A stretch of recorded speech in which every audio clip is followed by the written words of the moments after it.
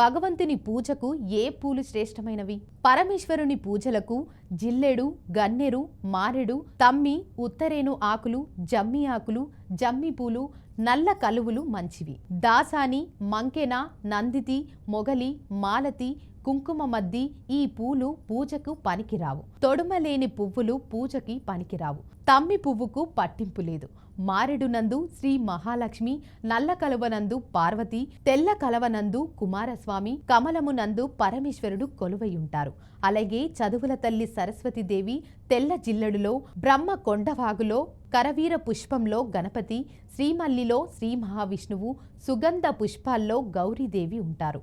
అలాగే శ్రీ మహావిష్ణువుని అక్షింతలతోనూ, మహాగణపతిని తులసితోనూ, తమాల వృక్ష పువ్వులతో సరస్వతీదేవిని, మల్లె పువ్వులతో భైరవుణ్ణి, తమ్మి పూలతో మహాలక్ష్మిని, మొగలి పువ్వులతో శివుణ్ణి, మారెడు దళాలతో సూర్య భగవానుణ్ణి ఎట్టి స్థితిలోనూ పూజింపరాదు.